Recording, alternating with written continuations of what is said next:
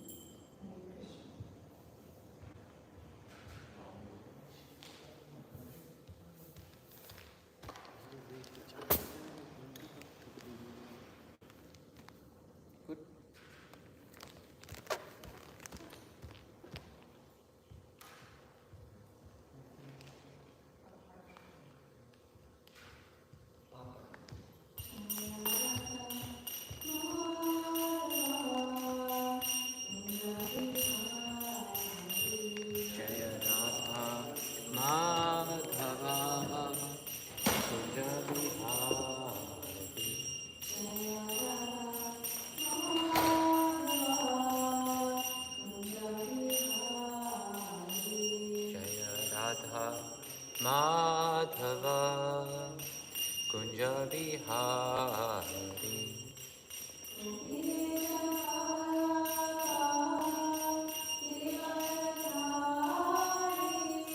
Gopi Jana Vallabha Girivaradhari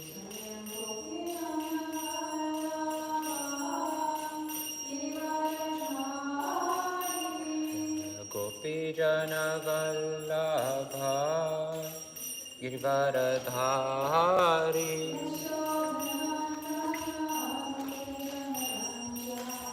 Yashodanandana Prajanaranjana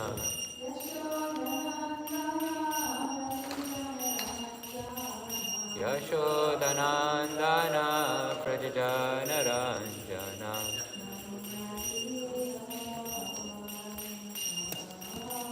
Yamuna Tira Vanachari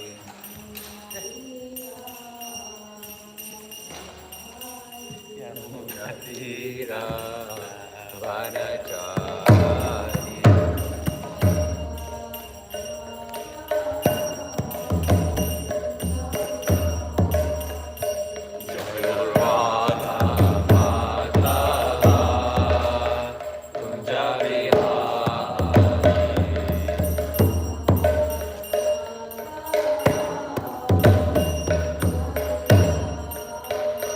Jaya Radha Madhava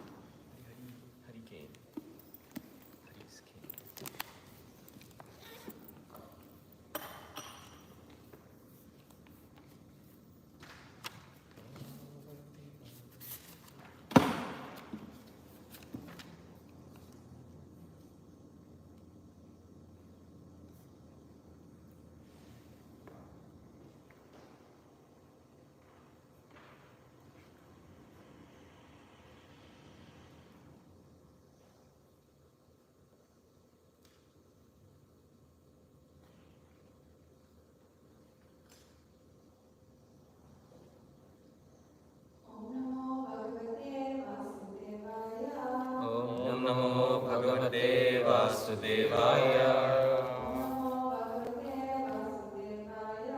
Om Namo Bhagavate Vasudevaya. Om Namo Bhagavate Vasudevaya. Narayanam Namaskrityam Naram Chaiva Narottamam Devim Saraswatim Vyasam Tato Jayamudire Nashtaprayeshu Bhadreshu Nityam Bhagavata Sevaya Bhagavati Uttama Shloke Bhaktir Bhavati Nishti.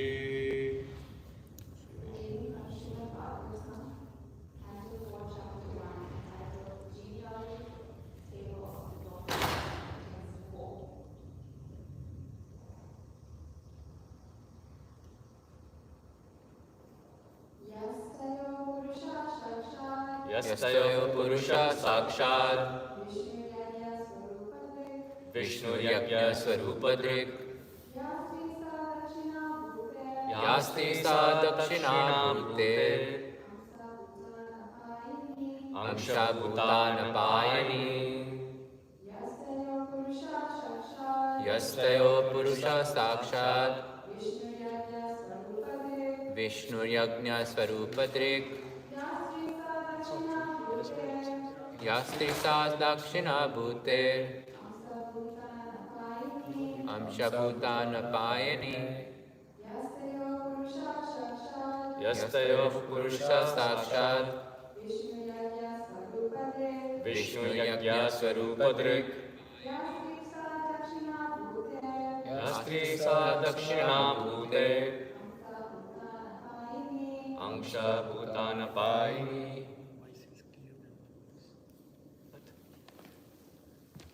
Yastayo Purusha Sakshat Yastayo Purusha Sakshat Vishnu Yajna Swarupadrik Vishnu Yajna Swarupadrik Yastri Sa Dakshina Bhute Yastri Sa Dakshina Bhute Amsha Bhutana Payani Amsha Bhutana Payani Yastayo Purusha Sakshat Yastayo Purusha Sakshat Vishnu Yajna Swarupadrik Yastri Sa Dakshina Bhute Amsha Bhutana Payani Yastayo Purusha Sakshat Yastayo Purusha Sakshat Vishnu Yajna Swaruparik Vishnu Yajna Swarupadrik Yastri Sa Dakshina Bhute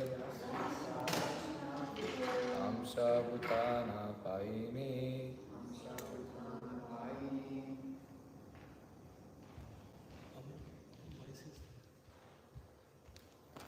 Yastayo Purusha Sakshat Yastayo Purusha Sakshat Vishnu Yajna Swarupadrik Vishnu Yajna Swarupadrik Yastri Sa Dakshina Bhute Yastri Sa Dakshina Bhute Amsha Bhutana Payani Amsha Bhutana Payini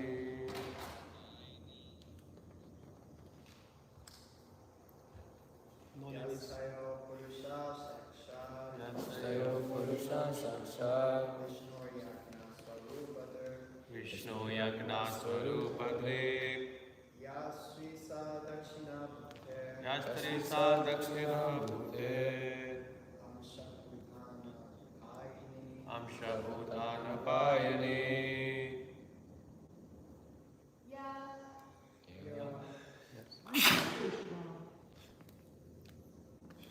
Yeah, you can go ahead. You can say it. Tayo Out of them, Purusha Sakshat directly Vishnu Supreme Lord Yajna Swaruparik except form Ya the other Sri female Sa Shri Dakshina Dakshina, Ute, the goddess of fortune. Amshabhuta, being a planetary expansion.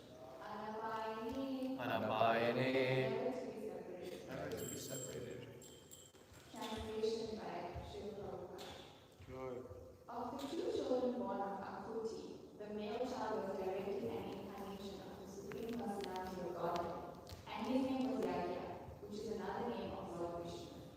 The female child was a partial incarnation of Lakshmi, the goddess of fortune, the eternal consort of Lord Vishnu.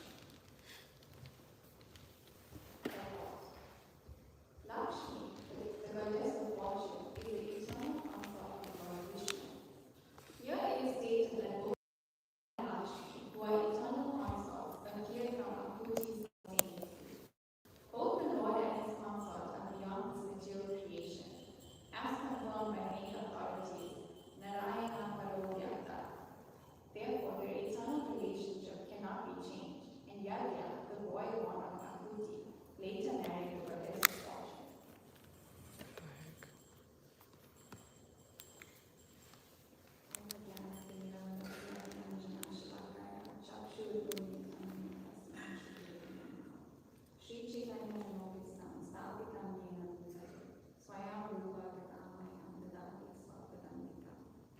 Vandeham Shri Guru Shri Yuttapadakamalam Shri Guru Vaishnavamscha Shri Rupam Sakajatam Sahakanagatanakam Vikandam Sajimam Savetam Savadutam Parijana Sayatam Krishna Chaitanya Shri Radha Krishna Samanamaya Shri Vishakamalamscha Hare Krishna Krishna Gopesha Gopakanda Radha Kanta Tapta Kanchana Gaurangi, Radhe Vrindavadeshwari, Vishabhanu Sutadevi, Hanumani Haripriya, Panchatalpa Makam Krishna, Bhakta Rupa Sarupakam, Bhakta Avataram Bhakta Kyam, Maya Bhakta Shalokam, Panchaloka Gurubhyascha, Vipasa Gurubhyascha, Dalita Nama Bhakta Guru Vaishnavi.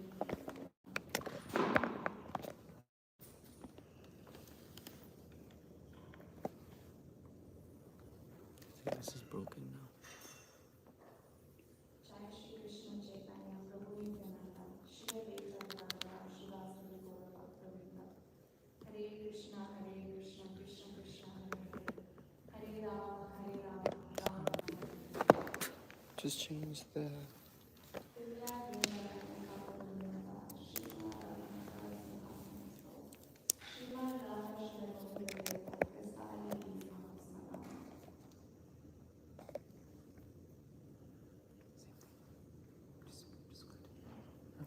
Thank you all for coming to Śrimad-Bhāgavatam class and giving the opportunity to speak. I'd like to seek the blessings of all the devotees, that I can say something that's pleasing to Krishna and all the Vaishnavas.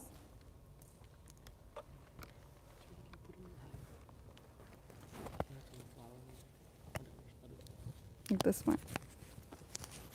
Wouldn't it break? Okay. Oh no, it's like here.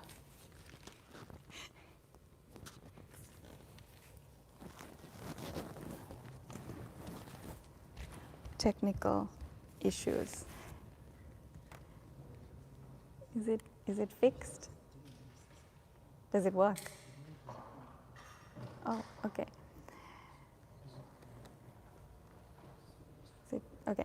So in context, we are at the beginning of the 4th canto.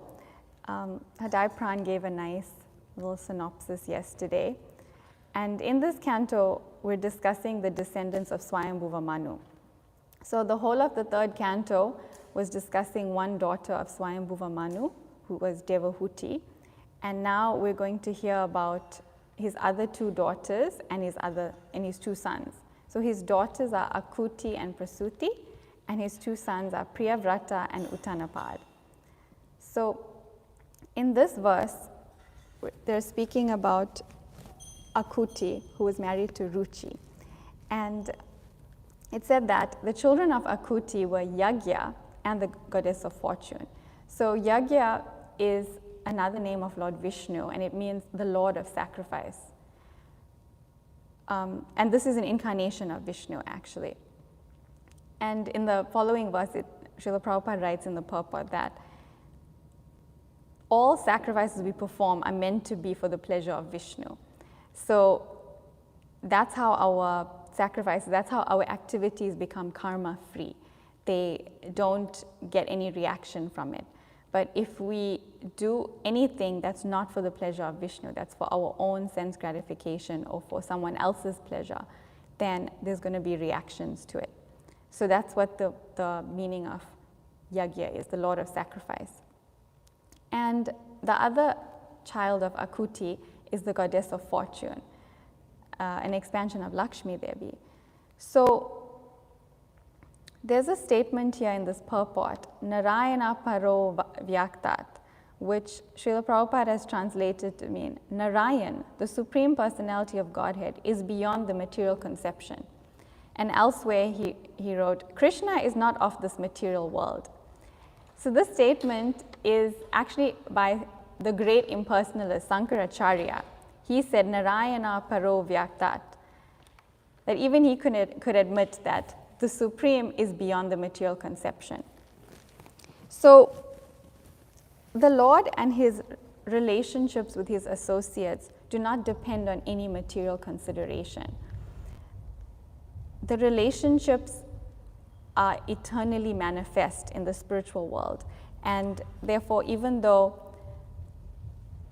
the Lord incarnated as Yagya and the goddess of fortune both appeared from the womb of Akuti, and they technically in the material sense they're siblings, there's no discrepancy in them actually getting married later on because their relationship of being consorts is eternal.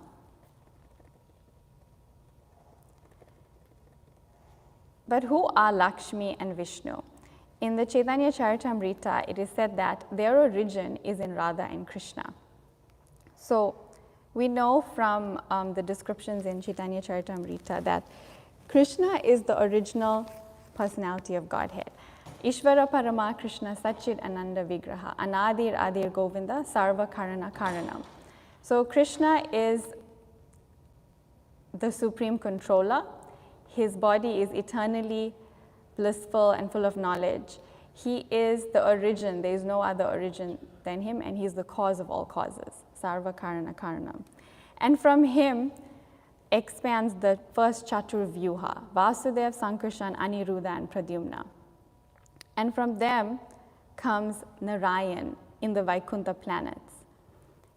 And from Narayan expands the second Chaturvyuha, Vasudev, Sankarshan, Aniruddha, Pradyumna. And from that Mahasankarshan, we get Karanadakshayi Vishnu, Mahavishnu, who creates this material world. And he lies on the causal ocean, expanding the universes from the pores of his body. As he breathes in, the universes are annihilated. And as he breathes out, the universes are created from his pores. So, and then he expands into Garbhodakshayi Vishnu within each universe. So Garbhodakshayi Vishnu is sitting on the Garbha ocean, and he has a lotus from his navel on which Lord Brahma sits, and then Brahma creates all the parts of the universe. And then that Garbhodakshayi Vishnu expands into Kshirodakshayi Vishnu. So we see that Krishna, the Supreme Lord Krishna, expands into all these different incarnations and expansions. And similarly, Srimati Radharani has her own expansions of consorts to these incarnations of the personality of Godhead. So she expands into Mahalakshmi and all the other goddesses of fortune that appear in Vaikuntha Loka. And then in the material world, she expands as Durga Devi, the shadow of Mahalakshmi. So in the Chaitanya Charitamrita, there's a verse that says, just as the fountainhead, Lord Krishna, is the cause of all incarnations, so Sri Radha is the cause of all these consorts. The goddesses of fortune are partial manifestations of Srimati Radhika, and the queens are reflections of her image.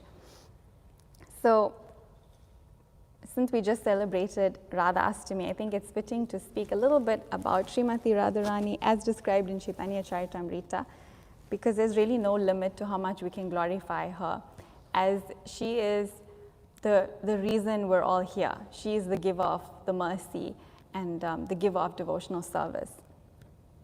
So in the chapter 4 of the Adi Leela, it starts off first begging for blessings. Shri Chaitanya prasadena tad rupasya vinirnayam palopi kurute shastram dristva vrajya vilasina. By the mercy of Lord Chaitanya Mahaprabhu, even a foolish child can fully describe the real nature of Lord Krishna, the enjoyer of the pastimes of Vraj, according to the vision of the revealed scriptures. In the purport, Srila Prabhupada says that Krishna reserves the right not to reveal himself to speculators and intellectuals. But with the mercy of Lord Chaitanya, even a child can understand Krishna. So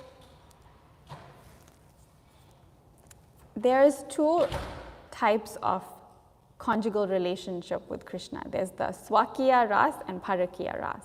Swakiya means married. It's a marital relationship. And Parakiya is the unmarried, between a lover and beloved. So one of the main differences between Radha and Krishna and Lakshmi and Narayan and all other incarnations of Krishna and then the consorts is that Radha and Krishna are unmarried and Lakshmi and Narayan and all the others are married. So that unmarried rasa is only found in Vraj. So, and it said that relationship is actually the highest. So in the material world, everything is a perverted reflection of the spiritual world. Everything is upside down here. So in the material world, what's considered the lowest is actually considered the highest in the spiritual world. Here, it is the most abominable thing for unmarried people to be interacting and associating. But in the spiritual world, that's the highest taste of the relationship. And why is that? Does anyone have an idea why it's considered higher in the spiritual sense? So, like we see in the material world, marriage means obligation. There's the sense of duty there. It may start off from spontaneous attachment, but then over time, it becomes out of duty. You're serving someone because it's your duty to, and you're in some sense obliged. And then, but yet between lover and beloved, like Radha and Krishna, there's no sense of duty. There's no obligation between them. There's no reason to continue meeting except that there's a strong desire to, and that the lover is always conquering the beloved, and the beloved is always conquering the lover.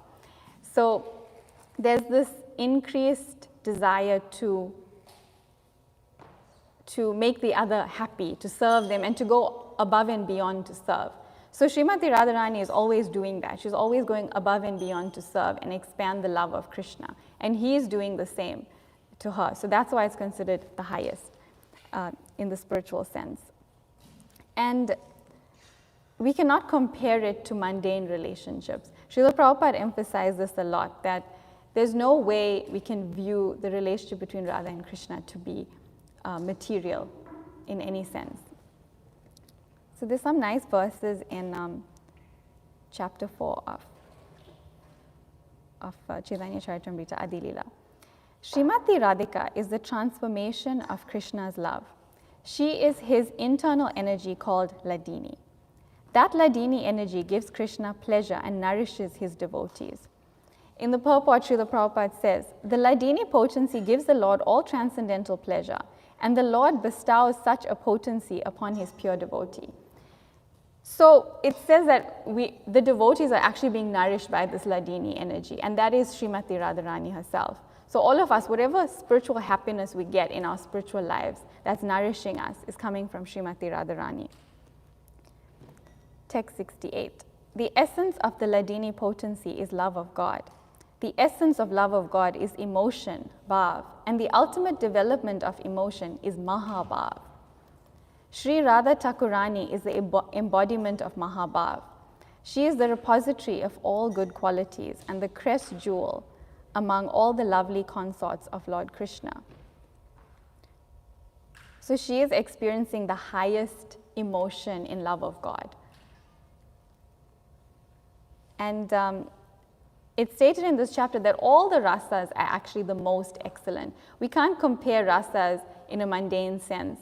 They are all the best for the relationship that each person has. So there's Dasya Ras,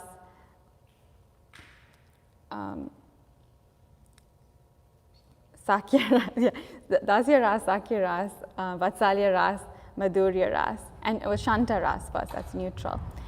And they're all the most excellent for the devotee that's in it. But in text 44 of chapter 4, it said, if we compare the sentiments in an impartial mood, we find that the conjugal sentiment is superior to all others in sweetness. And in the purport, Srila Prabhupada says, no one is higher or lower than anyone else in transcendental relationships with the Lord. For in the absolute realm, everything is equal. But although these relationships are absolute, there are also transcendental differences between them. Thus, the transcendental relationship of conjugal love is considered the highest perfection. And this is confirmed in Bhakti Rasamrita Sindhu.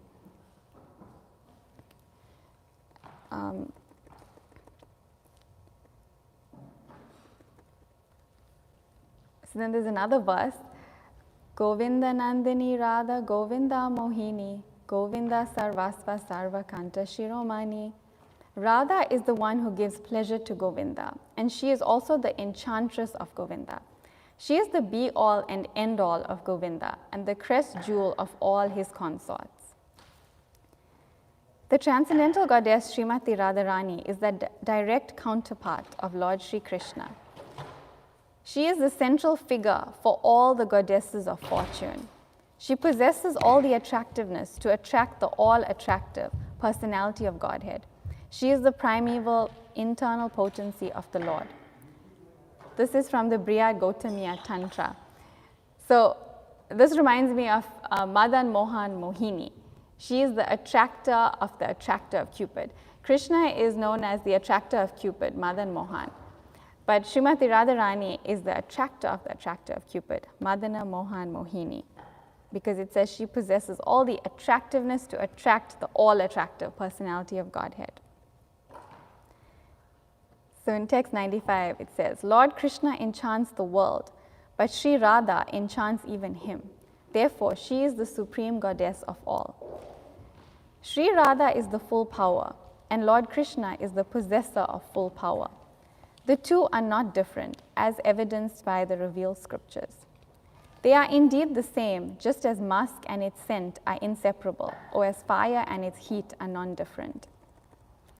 So we hear that Radha and Krishna are inseparable in many ways, but then we also hear that they experience the most intense feelings of separation from each other. So how is that? According to the tattva, they're inseparable, they're never separated. But the rasa is that they experience deep feelings of separation, and it's to relish transcendental bliss. So they actually relish the feeling of separation. There's this beautiful verse in the Padyavali of Srila Rupa Goswami, which has Srimati Radharani's own words. She says, I prefer separation from Krishna to union, because in union I see Krishna only in one place, whereas in separation I see him everywhere. And we can relate to this when we're really, really absorbed in missing someone, like absorbed in our consciousness, then we're always thinking about them. So even though they're not with us, they actually are with us because they're in our mind, and we see them everywhere. Wherever we look, it's like they're there, and we're wishing we could see them. So in one sense, like separation is higher because of this intense absorption that we get, where our whole consciousness is filled with the person that we're separated from. So this is Srimati Radharani's mood of separation, that she's always seeing Krishna everywhere. And in Canto 10, chapter 35 of Śrimad-Bhāgavatam, that chapter is called The Gopis' Feelings of Separation. And in text 26, Srila Prabhupada was speaking about how the so-called pain of the heartbroken gopis is actually great spiritual bliss. On the material platform, pain is pain, period. But on the spiritual platform, so-called pain is simply a different variety of spiritual ecstasy. In the Western countries, people take pleasure in mixing different flavors of ice cream to produce wonderful combinations of flavor. Similarly, on the spiritual platform, Sri Krishna and his devotees expertly mixed the flavors of spiritual bliss, and thus every day was a treat for the gopis. So this is compared to ice cream, these different experiences of union and separation. It's a flavor to enhance the taste. And Vishwanath Chakravarti Thakur also speaks about how, in this, commenting on that same verse that Prabhupada was commenting on, he says, the gopis' minds were absorbed in Krishna, and Krishna's mind was absorbed in them. Therefore, since Krishna and his beloved gopis shared both roles of being the object and the subject of love, they concentrated their minds on each other. Thus, because they continually relished each other at every moment, both in separation and meeting through their minds, it is said in this verse that the gopis enjoyed the separation during the day. Prema has two states, union and separation. Though the person absorbed in Krishna appears to be suffering when he is separated from Krishna, actually he is internally relishing the highest state of bliss. On the spiritual platform, the so-called pain of separation is simply a different variety of transcendental ecstasy. Thus, pure love of God is the crown jewel of all goals of human endeavor. So, there are many books written by the Goswamis about the pastimes of Radha and Krishna. And there's two books by Rupa Goswami, the Vidagdha Madhava and the Lalita Madhava. The Vidagdha Madhava is the pastimes of Krishna in Vrindavan, and the Lalita Madhava is the pastimes of Krishna outside of Vrindavan in Dwarka and Mathura. So in the Lalita Madhava, there's a story of how when Krishna left Vrindavan, the residents went into such deep turmoil in separation, and they had all the ecstatic symptoms of fainting, crying, shivering, and then just being stunned, not being able to move. And eventually, after all that intensity, Srimati Radharani left her body, in one sense. It is described that she left her body because she just couldn't take it anymore. And then all the gopis left their bodies. And then it is said that they all reincarnated as the queens of Dwarka so that they could be with Krishna in Dwarka. So Chandravali incarnated as Rukmini, the primary queen, and Radharani incarnated as Satyabhama. Of course, they don't actually die. The gopis don't die, but it is, in one sense, they did, and then they expanded as the queens of Dwarka. But in another sense, Krishna doesn't actually leave Vrindavan also, because he never sets a foot outside Vrindavan. So it's like they're separated, but not really. It's the inconceivable pastimes of the Lord. And they actually can't be separated, because we know that Radha and Krishna are actually one personality. They're actually the same person. So there's really no need for them to even be married, because they're the same person is expanded into two. There's this verse from the diary of Srila Swarup Damodar Goswami that's been quoted in Chaitanya Charitamrita a few times. Radha Krishna pranaya vikritir ladini shaktir asmad ekatmanav api bhuvi bhura deha bedam gatoto Chaitanya kyam prakatam aduna tadvayam chekyam aptam Radha bhava dyuti suvalitam nomi Krishna swarupam. The loving affairs of Sri Radha and Krishna are transcendental manifestations of the Lord's internal pleasure-giving potency. Although Radha and Krishna are one in their identity, they separated themselves eternally. Now these two transcendental identities have again united in the form of Sri Krishna Chaitanya. I bow down to him who has manifested himself with the sentiment and complexion of Srimati Radharani, although he is Krishna himself. And another verse, Aparam kasyapi pranayi jana vrindasya kutuki rasa stomam hirtya maduram upa bhoktum kam apiya rucham svam avavre dyutim iha tadiyam prakatayan sa devas chaitanya kritir atitaram na kripayatu. Lord Krishna desired to taste the limitless nectarian mellows of the love of one of his multitude of loving damsels, Sri Radha. And so he has assumed the form of Lord Chaitanya. He has tasted that love while hiding his own dark complexion with her effulgent yellow color. May that Lord Chaitanya confer upon us his grace. This is from Dvitiya Sri Chaitanyastika, from the Stavamala of Srila Rupa Goswami, both quoted in Chaitanya Charitamrita. So, because Srimati Radharani is the greatest servant of Krishna and she gives the highest pleasure to him, she is our example of who to follow and who to try to assist. The greatest we can be is a servant of the servant of the servant of the servant of the servant of the servant of Srimati Radharani. And her mood is incomparable. She is always finding newer and newer ways to serve Krishna. We hear that she never cooks the same thing twice.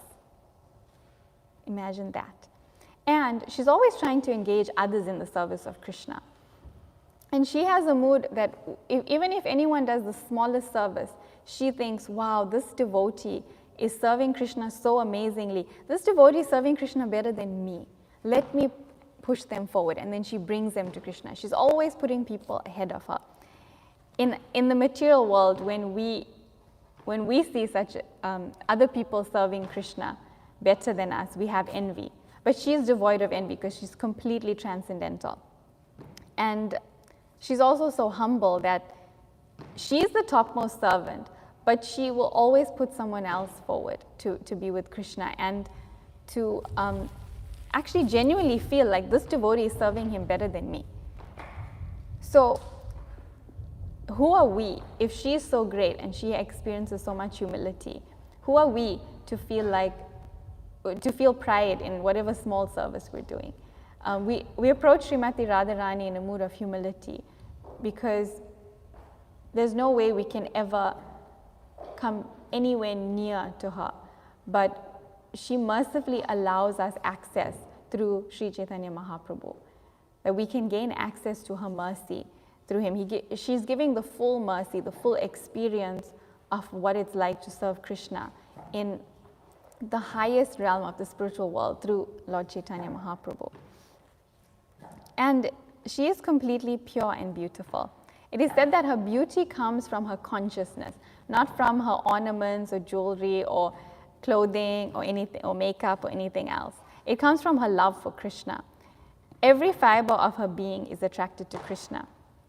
So in the Vidagdha Madhava, there's this pastime where she is so intensely attracted to Krishna that Lalita had to draw a picture of Krishna to pacify her. And then she saw the picture and she became more attracted. And then she heard the sound of Krishna's flute. And then she felt attracted to that flute playing. And then she heard the name Krishna and she was attracted to his name. And then she was feeling like she's the most abominable person because she's attracted to 3 different personalities. She's attracted to the picture, the flute player, and now this name Krishna. And then Lalita had to pacify her and say, no, all of those 3 are the same personality that you're attracted to. And that's how Krishna is known as Purushatraya, the 3 personalities that she is simultaneously attracted to. And Kadamba Kanana Swami would say that he would tell the story a lot. Actually, most of these pastimes I've heard from classes by Kadamba Kanana Swami. And he would say that her love is eternally growing. Srimati Radharani's love is always growing. It's as she's discovering newer and newer qualities of Krishna, she's loving him even more. And her love expands in response to the qualities.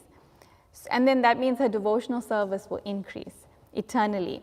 And then when Krishna receives this increased love, then he becomes more and more captured by this love, and then his love increases too. So in the spiritual world, all these loving exchanges are constantly, eternally increasing. And that's how it's also for us when we're in devotional service, it's always meant to be increasing.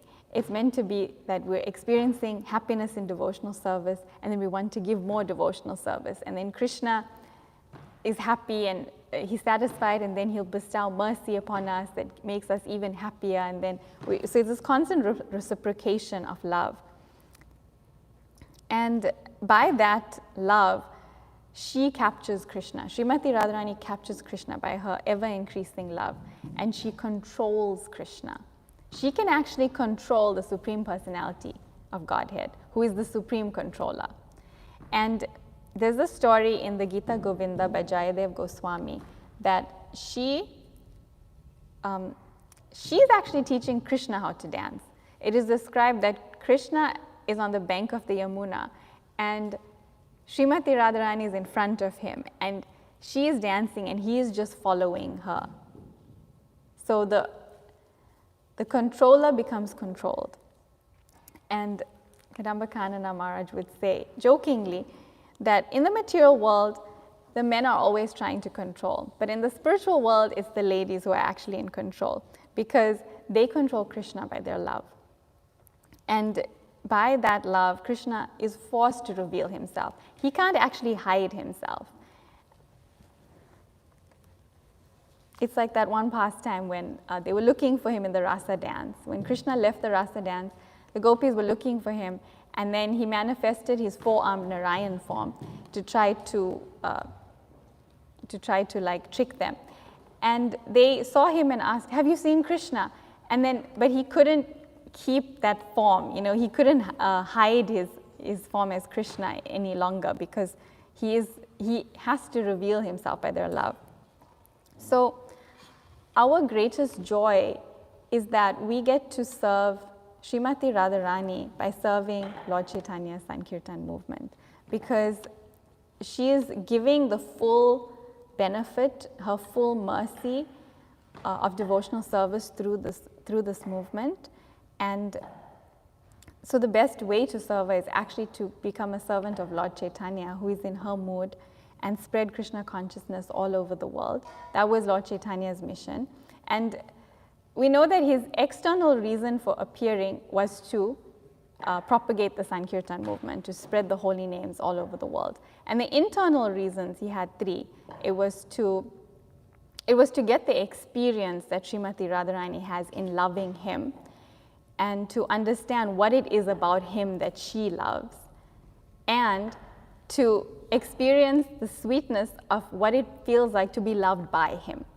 So all those three are like subtly different points. They're very close, but they're subtly different.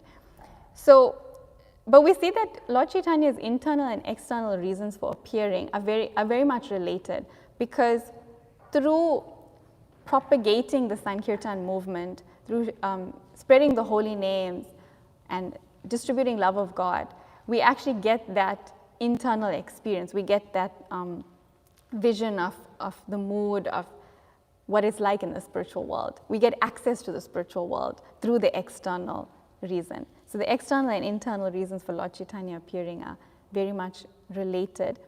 And that's why we should try to serve this movement of Lord Chaitanya, because service to Lord Chaitanya is service to Srimati Radharani and the gopis. There was this transcendental controversy in ISKCON back in the day, which Vaisheshika Prabhu described in his book, Our Family Business. Rameshwar Prabhu told everyone that book distribution is the same as the gopis trying to engage others in Krishna's service. And that was the first time they had heard something like that. So the devotees were confused. They thought, is he making this up? Is this a deviation? So they wrote to Srila Prabhupada asking, this is what Rameshwar Prabhu has said. And then Srila Prabhupada actually confirmed it, like, yes, what Rameshwar Prabhu has said is correct. When we distribute books, we're actually engaging in the service of the gopis who are trying to engage others in Krishna's service. And there's that painting that we've seen in ISKCON, I'm sure everyone's seen it, but we have it on the roof of our on the ceiling of our ISKCON Durban temple in South Africa. There's the Sankirtan devotees of Lord Chaitanya doing Sankirtan, and then above it, there's the gopis and Krishna. There's the rasa dance.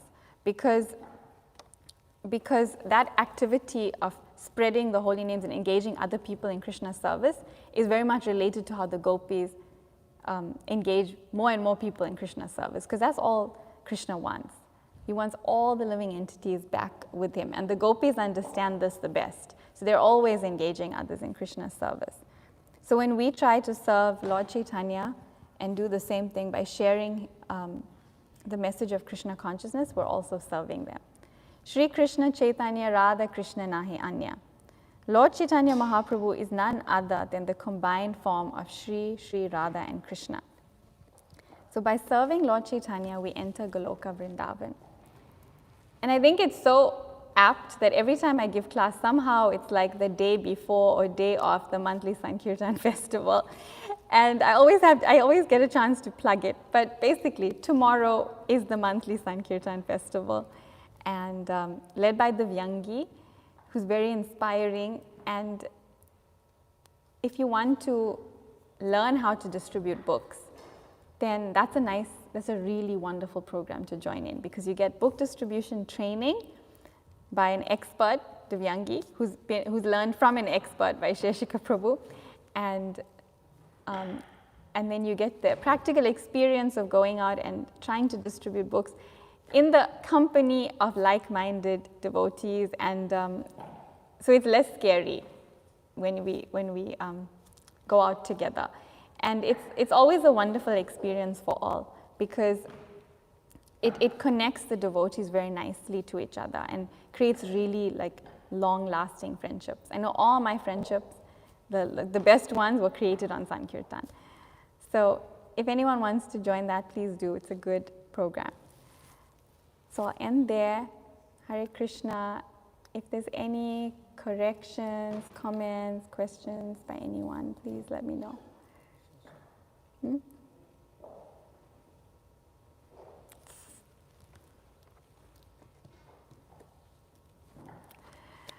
Okay, Grantaraj, Śrimad-Bhāgavatam ki jai. Srila Prabhupada ki jai.